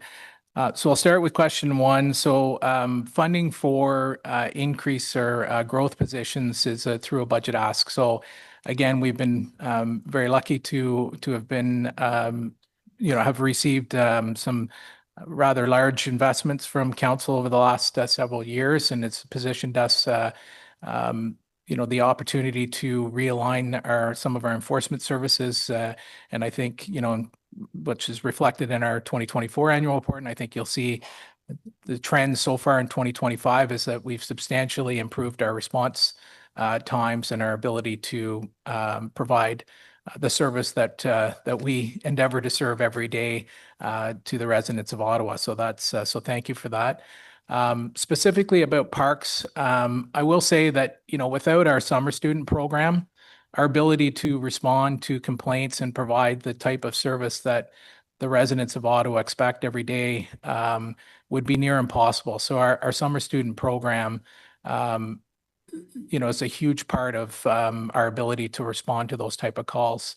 And a lot of it is proactive enforcement, but it's proactive enforcement that's driven by data. So, I mean, we do data analytics on a regular basis. So we have our dashboards, we monitor those dashboards, and we deploy our resources in those areas where we're getting complaints. So if we're not getting any complaints in parks, You're likely not going to see us driving through there very often. Not to say that we won't as we're making our way through a neighborhood to another park, but certainly we focus our enforcement efforts in parks where we're getting the most complaints. So, again, about 60% of bylaws overall calls come within those 8 warm months of the summer. Without the summer students, we wouldn't be able to do it. Okay, no, I appreciate the answer, and no, there's logic in that, of course, that you follow the complaints. But I think, again, for the newer parks, they may not have a lot of complaints, but I think it's worth getting in there early to set some of the good habits before the population goes in there. So I'll just keep that on your radar, and keep Claudette Kane Park on your radar as well, given that it's reaching, I think, different levels of park participation. Keeping with the winter theme today. And dogs, which we started off with. I'm pleased to hear that you're increasing the signage and being more proactive, and that you are following up with enforcement. I always have a major concern when there's a dog rescue on ice, either on a stormwater pond or on a river system, and the focus is on the great job of the fire department to rescue the dog, and people are happy, and that's great. But at the end of the day, that dog should have been on a leash, right? And I think that's part of the messaging, saying great job by the fire department to rescue it, the dog, the animal, but you need to be on the leash. So I'm wondering what you do to kind of drive home that message, especially around the stormwater ponds and rivers in the wintertime. And maybe you can't answer this, but the NCC pass, what have you, what are they doing if you're aware of any enforcement of on leash? Because it's very costly, obviously, to send the fire department out there. And I think puts the fire department at risk sometimes, right? We don't want to see an accident. We want to see the animal rescued, but that's a lot of effort and a lot of risk that could have been avoided if the dog was on a leash. So a couple questions there, just in terms of like being a bit of a downer when there is a good news rescues saying this should have been on leash, and what are you doing to focus on those areas so that we don't have to send the fire department out for those risky situations? Mr. Chair, thank you, Councillor, for the question. So again, public education is a big part of it. We want people to be aware of those restrictions and how dangerous it is. And, most people have pretty good control of their animal through voice command or other means. But, there is obviously with, fire's involvement in those rescues, there is, always that chance that that your dog will get away from you and ends up in a very dangerous situation on stormwater ponds and such. So again, the work that we're doing this summer to improve the signage in very specific parks, but we are taking on that initiative, and we can expand that into 2026 as well. But the restructuring of the bylaw enforcement branch has now increased some capacity for our bylaw officers to do more proactive patrols in the parks, and that has been in our focus, not just with summer students, but with the bylaw enforcement officers. There is additional capacity there to do that, and we'll continue that through the winter.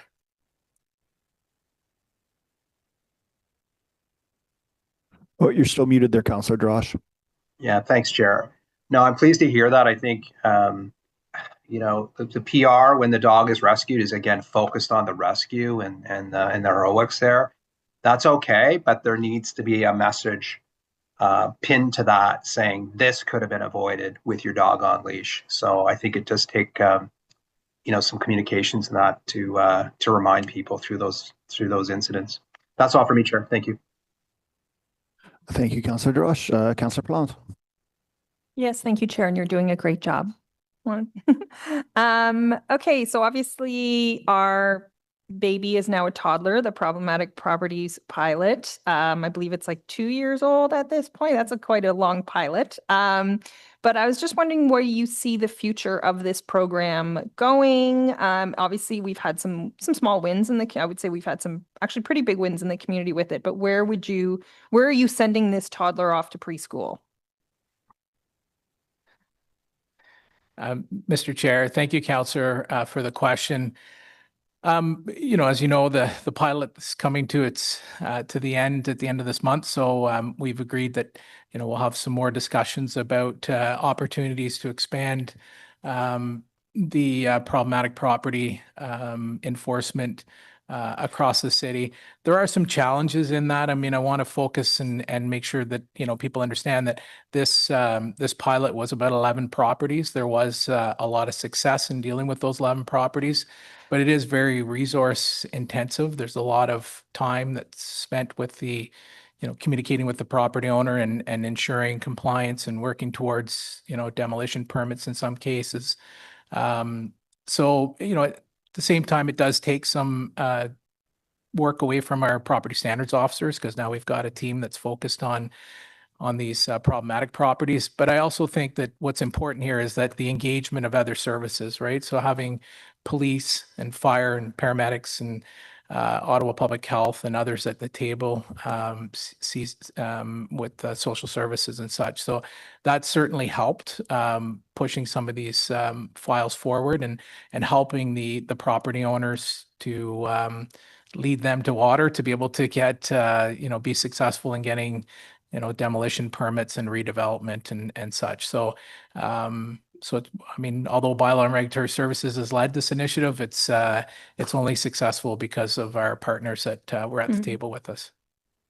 And would you say there's an appetite for when a property reaches a certain threshold? Say, I'm giving an example, 20 police calls, 10 bylaw calls, 3, so once they reach a certain point that we could find them very specifically as a problematic property. Like we're not talking about, say, a senior who has a lot of ambulance calls. Like that's not what we're referring to. But once a property reaches a certain threshold, is there a way we could find them either on their property taxes or somehow as a problematic property to kind of give that financial dissuasion from those, and we know them very well, property owners who, quite frankly, don't care? Mr. Chair, thank you, Councillor, for the question. I'm not aware of any mechanism. That might be a question for legal, but I'm not aware of any mechanism currently in enabling legislation that would allow us to add charges to their property tax or anything. I will say that, obviously through what we've found through the pilot so far is that many of these properties are also vacant properties. So they're on our vacant property list and they do have permits on the property. So they pay the permit fee, but they're also vacant property tax so they are taxed higher because they are vacant properties. So that there is a bit of a financial incentive for them to redevelop the property. And in addition to, obviously, with the inspections that we're doing on the property, any deficiency we find, we issue either notice of violations or orders to comply. Failure to comply with those notices results in us contracting out the work, the cost of which is also placed on their property tax.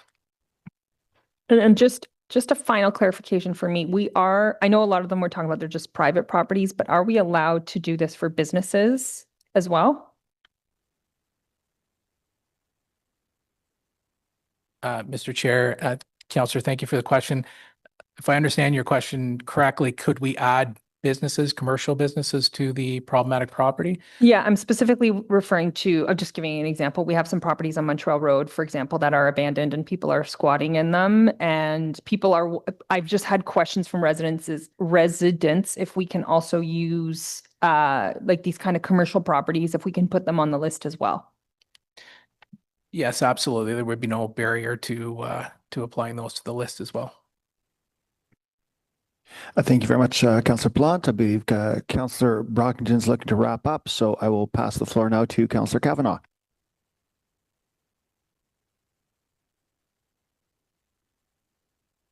Thank you. I was caught off guard because I saw another hand up that was a member of the committee. Thank you. Thank you very much to Bylaw. We keep you busy, that's for sure, in Bay Ward. Lots happening here. And this time of year, particularly with the parks, etc. So I appreciate the tension with the extra summer students. I know it's pretty heavy load, particularly in places like Britannia, which will be packed on a day like today, and parking, etc., and other issues. So thank you very much. I have a question about short-term rentals. I was here when council created the bylaws we have in place. And I remember Councillor Keith Eglai saying, you know, we're going to have a loophole here because as a lawyer, I guess he saw the permanent resident feature where people have on their driver's license that they live at a certain place, but they don't really live there. It's been tough because I'm constantly getting emails on the same properties over and over and over again as neighbors pick these properties as problematic, and yet the loophole is there. I'm wondering if there's anything that bylaw is asking for from our bylaw writers in terms of strengthening so that we can make sure that we don't have these loopholes. Is there anything more that we're looking at to fix this problem?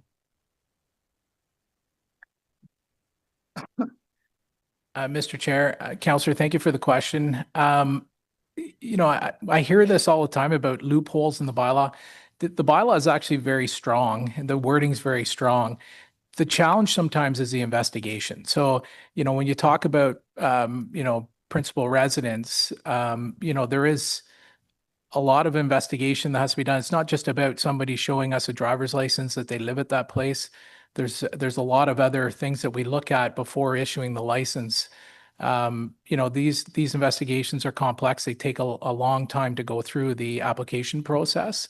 It's a rigorous process, but we do it, you know, because we know that there's people that are trying to get a permit for their short-term rental when we know that they're not necessarily principal residents. What I can say is that, you know, and I don't have the number in front of me, but we have rejected many, like in over 100 applications. And our experience so far before our committee is that the committee is upholding the CLI's decision to reject those applications. So, you know, I hear this from, you know, members of the public and others that there's loopholes in the bylaw.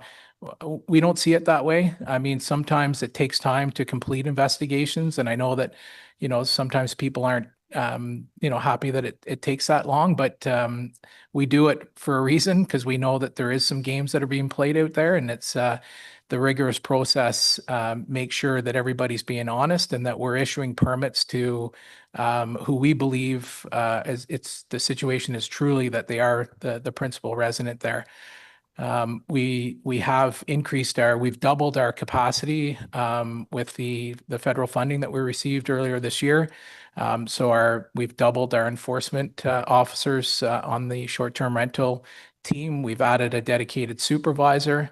I would say that, you know, so far in short-term rentals, we've had a lot of success. And I can tell you that speaking to our colleagues around the province, there are struggles in other municipalities in dealing with short-term rentals. So we've overcome those. I mean, the surveillance tool that we use, you know, the work that the short-term rental team is doing has brought success here in Ottawa.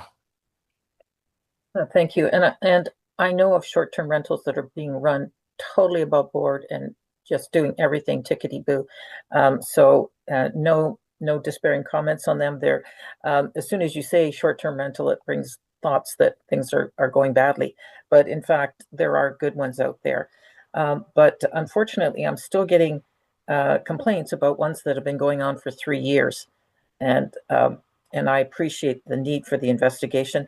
I also wonder about the court system because there seems to be a way for them, for these people that are property owners to get off through the legal system, despite your efforts. I don't know if you have any comments on that.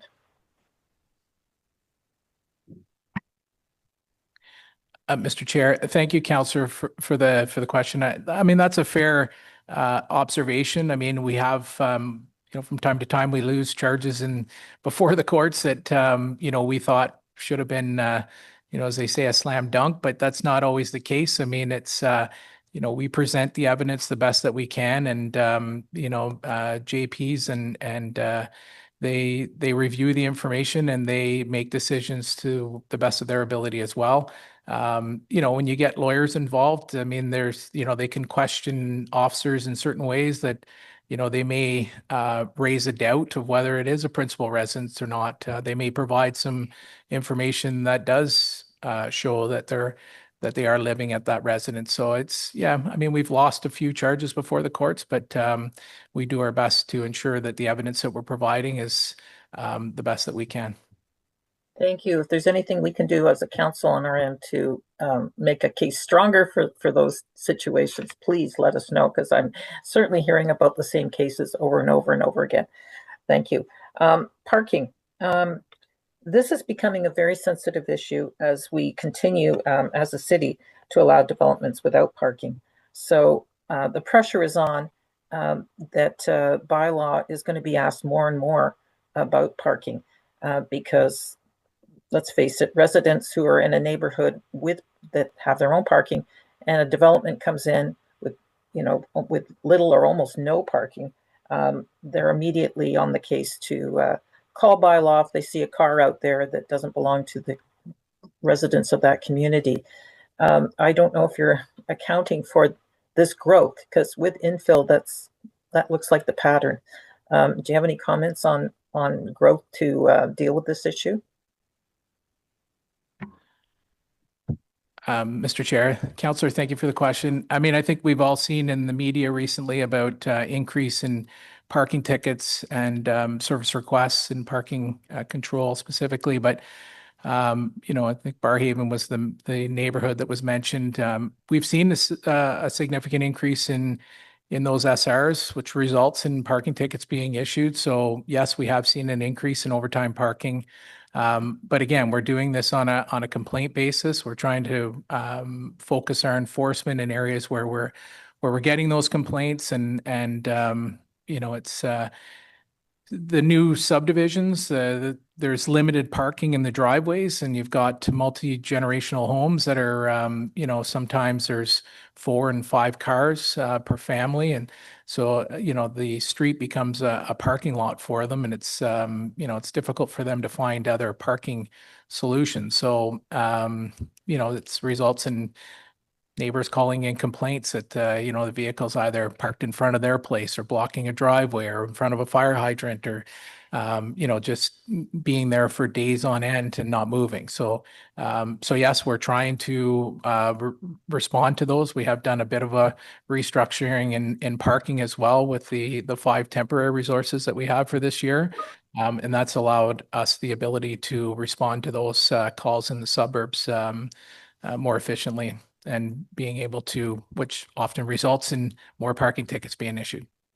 Thank you. Well, I don't think we're the suburbs, but it's to do with infill, and it's to do with new housing coming in. You know, a house gets knocked down and 6 units go in.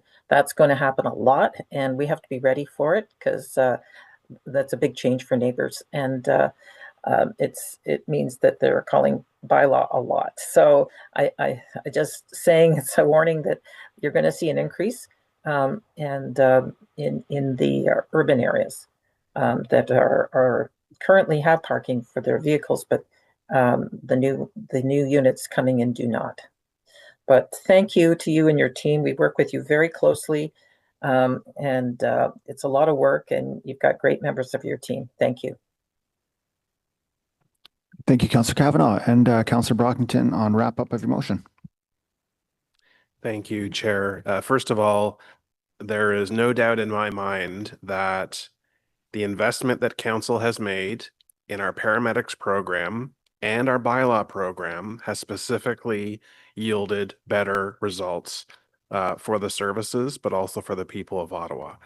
And I've been around here enough to know that there's been some reluctance in the past to invest in bylaw, not just growth that Councillor DeRoche had indicated, but in areas where you know, greater attention needed to be made. Resources within bylaw in particular were stretched, and we appreciate the recommendation in the draft budget and council support to put additional resources, FTE, into bylaw. We're seeing the results here. We're seeing the workloads come down, and we're seeing issues addressed. and wait times to address calls go down. So this is good news for the people of Ottawa. So thank you again to bylaw. I have two questions and then I'll wrap up on my motion. One is regarding the parking control service request volume. This is the number one bylaw matter that gets responded to. And since 2020, request volume has gone up 44%. It's a huge spike. Is the data in like 23, 24 more reflective of what the volume was before COVID? Because the data you provide in the report starts in 2020 when COVID hit and, you know, patterns changed to basically every data point. Or is this truly a spike in just there's so many more calls from the public for parking control enforcement? Thank you, Chair, and thank you, Councillor, for the question. I would say that it is still a slight increase of pre-pandemic numbers. Okay. But, you know, again, there's a lot of focus on the amount of complaints that we get around school zones, for example. So, I mean, that was something, you know, 10 years ago that we didn't hear a whole lot about. But now it's a priority for everyone to ensure that we have enforcement in the school zone. So we've seen a bit of a spike in call volumes there.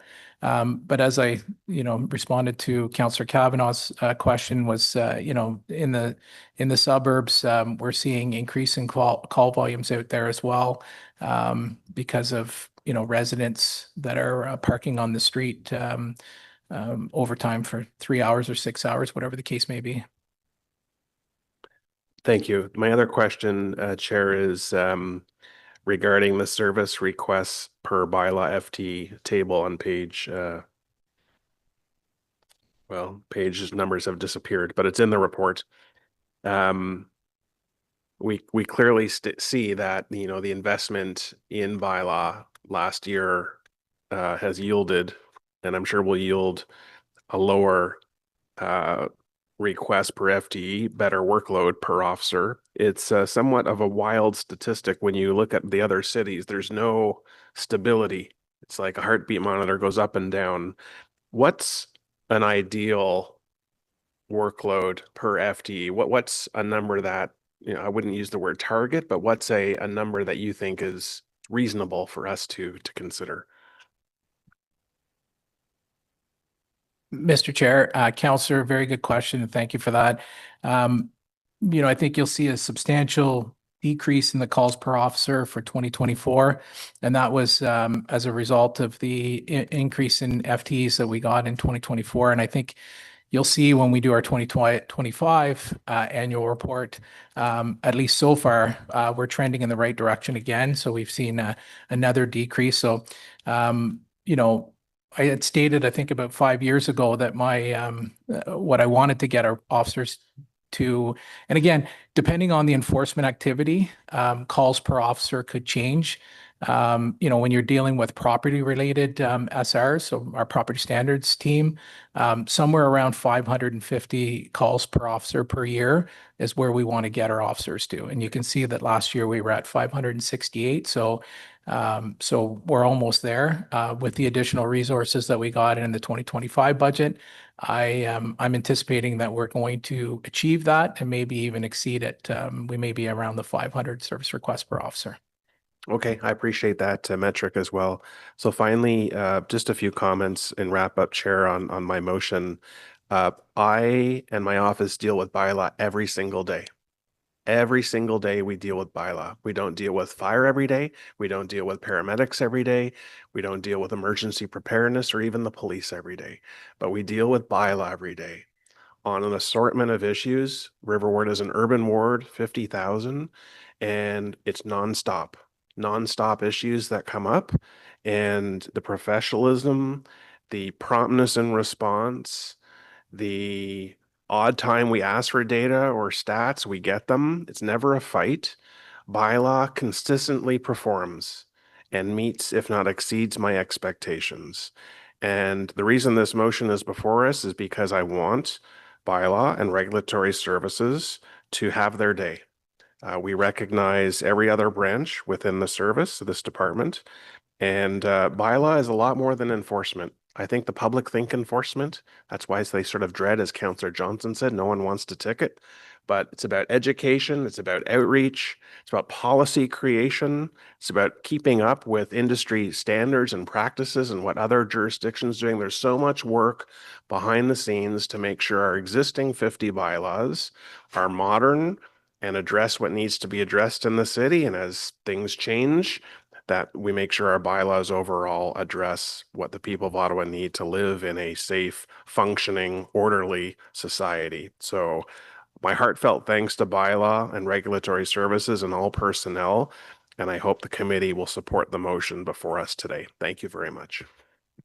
Thank you very much for that, Councillor Brockington, and thank you to bylaw staff both for the report and for the awesome work that you guys do. I just want to reiterate Councillor Brockington's sentiment. So on the Brockington motion then, is that carried? Carried. Carried. Thank you very much. And the recommendation, which reads that Emergency Preparedness and Protective Services Committee recommend that Council receive this report for information as amended. Is this carried as well? Carried. Carried. Thank you. And just to clarify, the previous report on the paramedics annual report was carried as amended, just to get the right technical terms in there. On to item 6.1, status update, the Emergency Preparedness and Protective Services Committee inquiries and motions for the period ending 12 June 2025. We have no speakers and we have received no written submissions for this item. The recommendation reads that Emergency Preparedness and Protective Services Committee receive this report for information. Is this item received? Received. Received. Received. Thank you. We have no in-camera items. Notices of motions. Are there any notices of motions? Seeing none. Inquiries. I believe that we have an inquiry from Councillor Plante.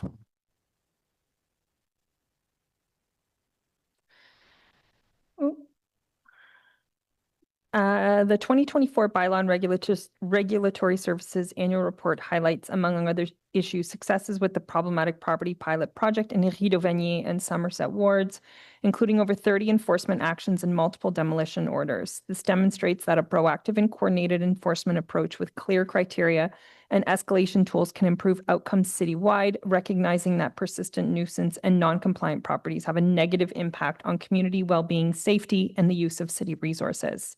With that in mind, can staff review the feasibility and budget impacts of potential expanding the problematic properties pilot to additional wards, including considerations of 1, a proposed threshold for identifying properties as problematic based on repeated offenses and enforcement actions, and 2, options for escalating enforcement once a property is designated as problematic, including the use of administrative, monetary penalties, and cost recovery tools. And 3, identification of any additional legislative authority that would support imposition of escalating penalties and cost recovery measures on persistent non-compliant property owners. Merci. Thank you very much for that, Councillor Plante. Other business, is there any other business? Seeing none, our adjournment, the next meeting will be held on Thursday, October 16th, 2025. Thank you for your time, and we are adjourned. Thank you, Chair.